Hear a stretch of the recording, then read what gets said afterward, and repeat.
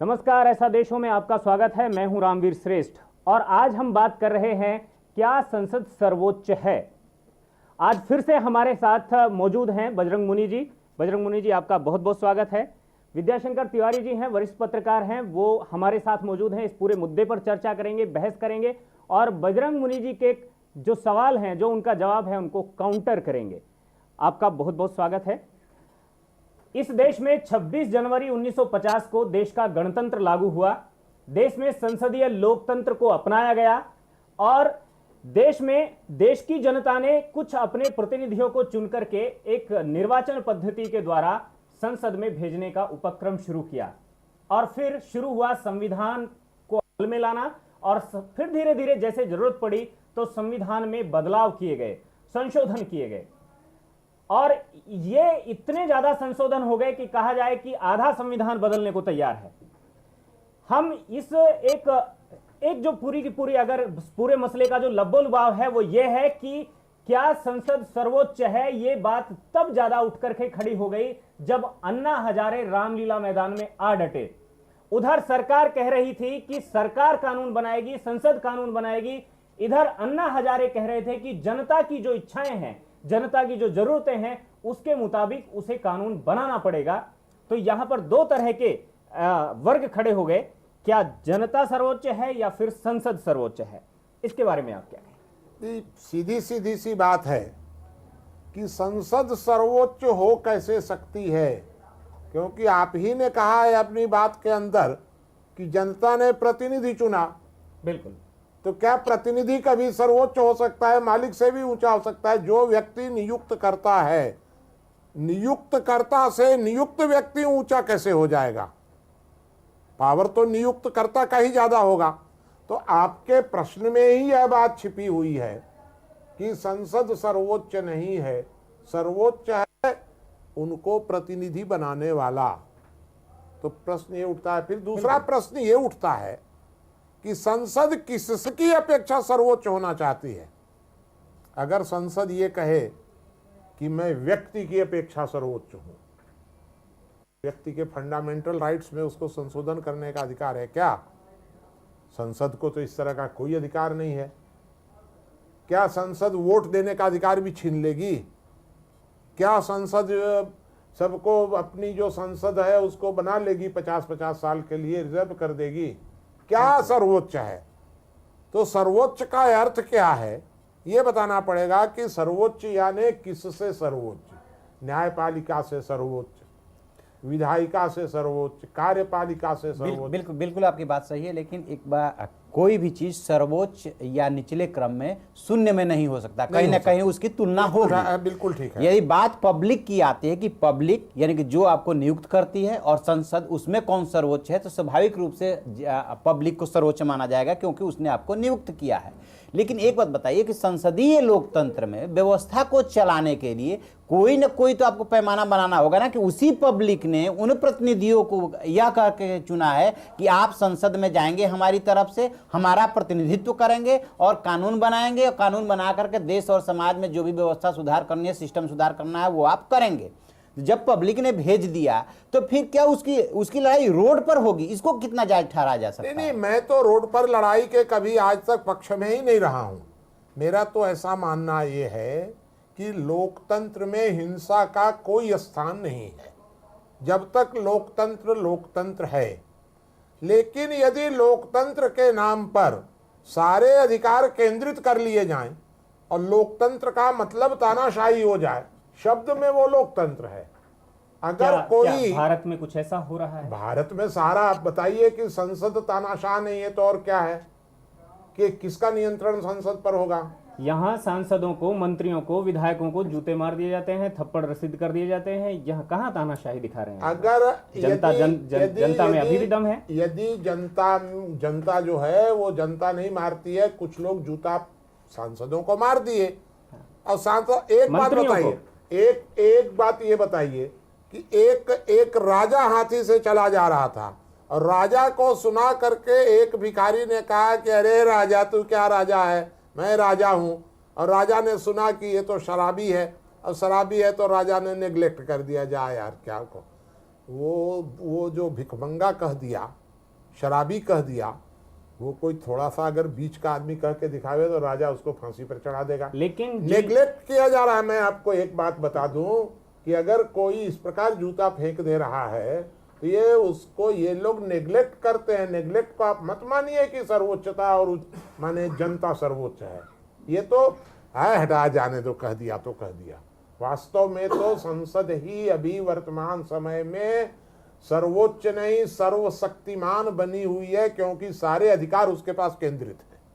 जैसे 3 प्रकार के अधिकार होते हैं बिल्कुल कुल मिलाकर के, कार्यपालिका, विधायिका और संविधान संशोधन, ये 3 तो है ना। इससे ऊपर तो कुछ नहीं है। मुनि जी, हिंदुस्तान गांव का देश है, आप मानते हैं? गांव के अंदर अभी भी परिवारों के अंदर, वो छोटा हो सकता है उम्र में, बड़ा हो सकता है, किसी एक को हम मुखिया तय कर देते हैं और वो मुखिया, उस मुखिया के नेतृत्व में, लीडरशिप में पूरा घर चलता है फिर। ठीक है, बिल्कुल सही है। ठीक है। उस घर में बड़े भी हैं, छोटे भी हैं, महिलाएं भी हैं, पुरुष भी हैं, सब हैं, सब उसकी अगुवाई में चलते हैं। आपने तय किया, पूरे देश की जनता ने तय किया कि ये 550 लोग या ये 10,000 लोग जो हैं इस देश की लीडरशिप संभालेंगे, इस देश की अगुवाई करेंगे। फिर हम अपने लोगों को उनको चुनकर भेजते हैं। उन्होंने व्यवस्था दी है कि आप हर 5 साल पर हमें बदल दीजिए, और उन्हीं लोगों की फिर अवमानना भी करते हैं, यानी संसद की अवमानना। ये दोनों बातें कैसे चलेंगी? नहीं, तो मेरा ये कहना है कि अगर एक परिवार में हमने एक मुखिया चुना है, बिल्कुल, और मुखिया जो है वो परिवार की सारी जमीन अपने नाम से करा ले, नियम बना दे कि मुखिया के नाम से ही सारी जमीन होगी, तब कैसे होगा? मुखिया नहीं तो मुखिया को बदल देंगे तो सारी जमीन तो उसकी हो गई। मुख्य प्रश्न ये उठता है कि हम मुखिया को बदलें कैसे, क्योंकि 5 साल तो वो 5 साल को 10 साल कर लेगा मुखिया, क्योंकि जब मुखिया को सारे पावर हैं तो मुखिया पर नियंत्रण परिवार का कहीं होगा कि नहीं, और वह नियंत्रण क्या होगा? इमरजेंसी को छोड़ दिया जाए तो भारत में इस तरह के हालात नहीं आए, अभी तक हालात नहीं आए हैं। हाँ। या मैं मान रहा हूं कि इमरजेंसी में हालात आए और इमरजेंसी के बाद अभी तक हालात नहीं आए हैं, तो इसका मतलब कि क्या है कि उनको ये अधिकार होना चाहिए जैसा इमरजेंसी में हुआ था। एक बात बताइए कि 121 करोड़ की भीड़ में से ये कैसे कोई चीज तय करेगा? 121 करोड़ की भीड़ कोई कानून बना लेगी? 121 करोड़ लोग कानून नहीं बनाएंगे। 121 करोड़ लोग संविधान में तो हस्तक्षेप करेंगे। नहीं, उनकी मूल भावना को लिया जा सकता है, लेकिन ये उन्होंने ही चुन के भेजा है, उन्होंने उनको अधिकार दिया है, और फिर कहा जा रहा है कि नहीं नहीं हम इसको तय करेंगे। नहीं तो आप प्रैक्टिकल तरीका क्या हो? आप हमको सीधा एक बात बताइए कि क्या जनता ने सारे अधिकार उनको दे दिए? आखिर जनता ने उनको कितने अधिकार दिए हैं और जनता के पास अब क्या अधिकार? एक बात बताइए, अभी 5 राज्यों में विधानसभा का चुनाव होने जा रहा है। हाँ। इसमें जनता क्या, यदि आपकी ही बात को सही मान लिया जाए या पब्लिक को ही सर्वोच्च मान लेते हैं सैद्धांतिक रूप से भी और व्यवहारिक रूप से भी, तो यदि उन्हें ये पसंद नहीं है, लोग जो भी खड़े हुए हैं, तो उनको फिर सबको कह दे कि इनमें से हमें कोई पसंद नहीं है, और देखिएगा ऐसा नहीं होगा, तो इसका मतलब आप ही तो चुन के भेज रहे हैं। मेरा एक कहना है कि हम जिसको अपॉइंट करते हैं उसको सस्पेंड करने का हमको अधिकार होना चाहिए कि नहीं? जिसको हम जिसको अपॉइंट करते हैं तो उसको सस्पेंड और टर्मिनेट करने का अधिकार नहीं होना चाहिए।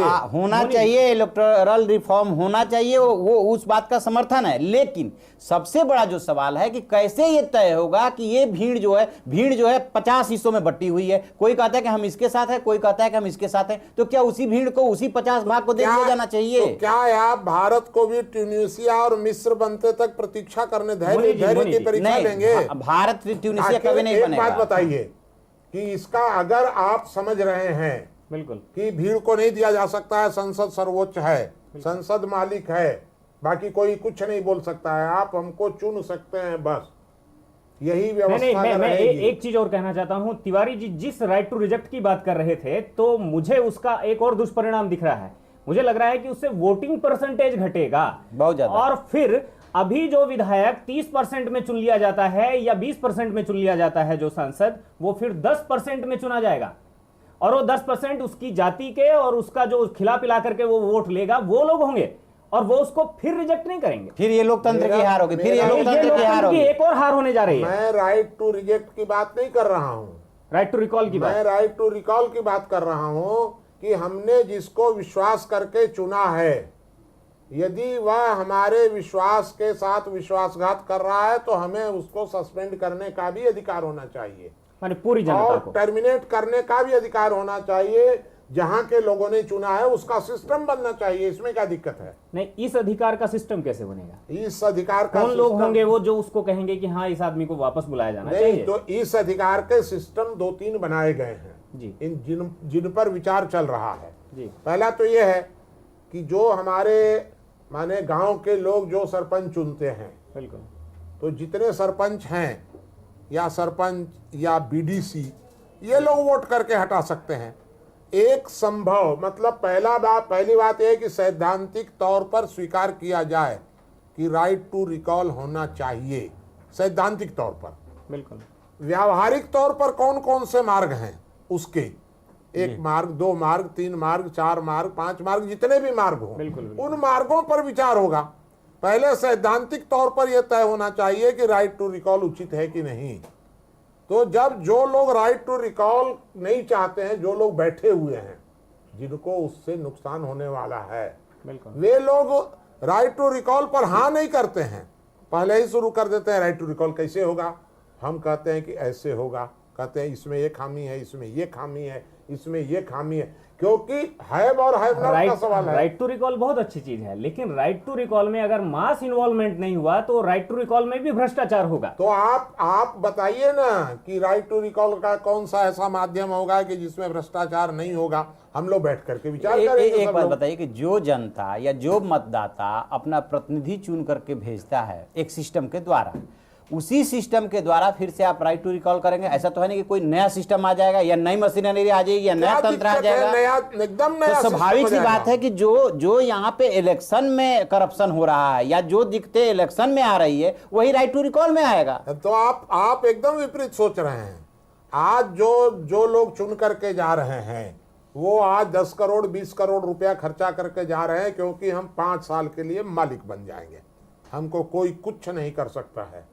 बिल्कुल। जब राइट टू रिकॉल की तलवार लटक जाएगी तो उनको लगेगा कि अगर हम कहीं इसमें 10-20 करोड़ खर्चा करके जाएंगे और कहीं हमको रिकॉल कर दिया गया तो हमारा तो पैसा सब डंड हो गया, कमाएंगे कहाँ से? तो वो उतना खर्चा नहीं करेगा जितना कर रहा है।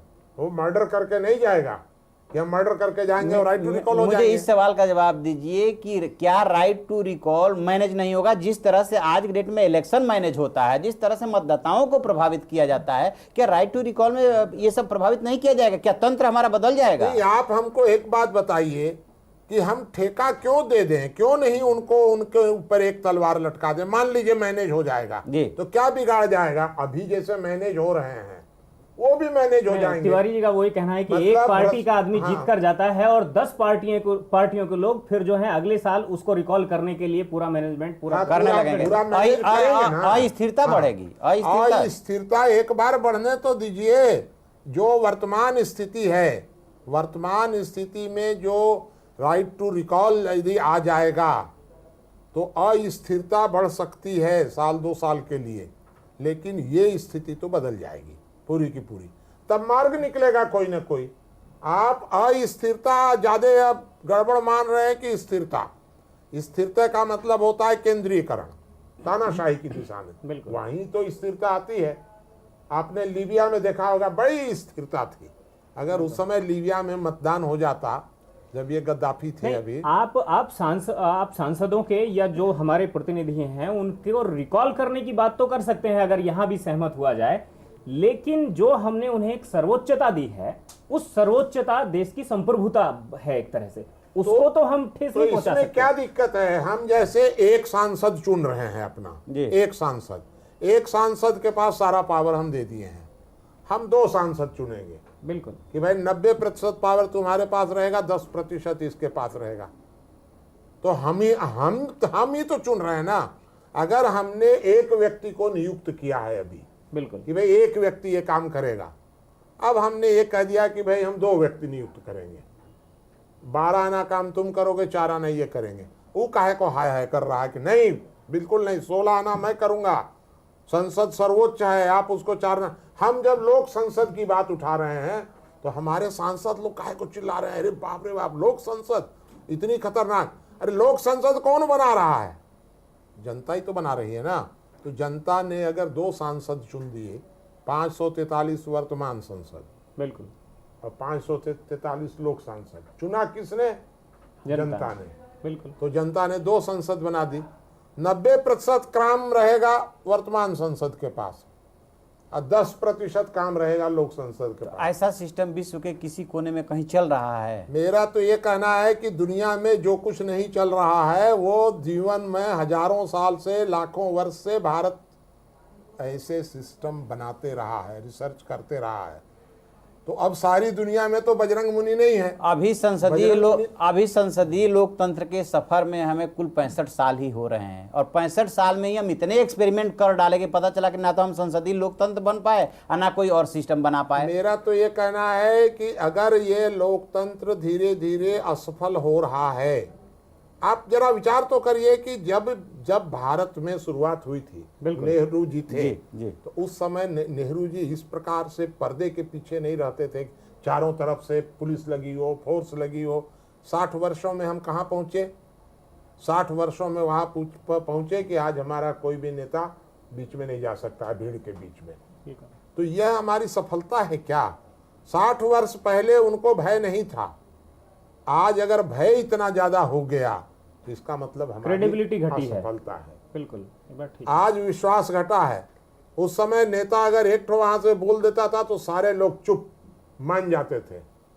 अब आज नेता अगर बोल देता तो आप ही कह रहे थे कि जूता चप्पल चलाते हैं। तो क्रेडिबिलिटी घटी है, विश्वसनीयता घटी है। तो विश्वसनीयता घटी है तो हम मार्ग नहीं खोजें क्या? तो इसलिए हमको कोई न कोई नए मार्ग खोजने पड़ेंगे।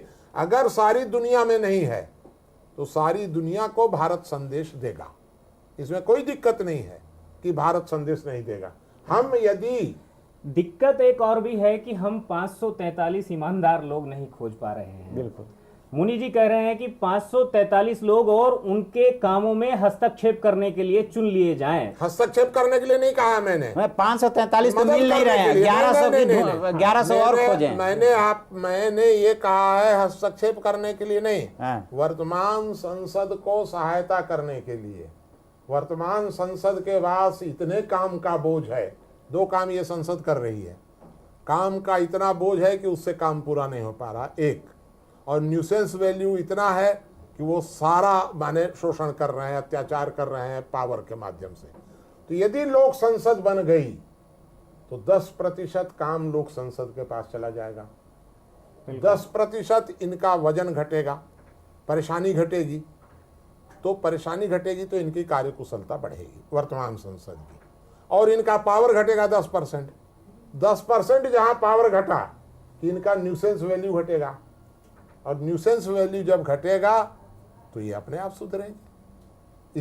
इसमें क्या दिक्कत है कि हम उनको वेतन तो नहीं दे रहे हैं, लोक संसद वालों को किसी तरह का अलग से खर्चा नहीं कर रहे हैं, वो बेचारे 543 संविधान संशोधन। आप एक बात बताइए, एक ही आदमी को, किसी भी संसद को, बिल्कुल। उसी संसद को कार्यपालिका के भी अधिकार, उसी संसद को कानून बनाने के भी अधिकार, और उसी संसद को संविधान संशोधन के भी अधिकार।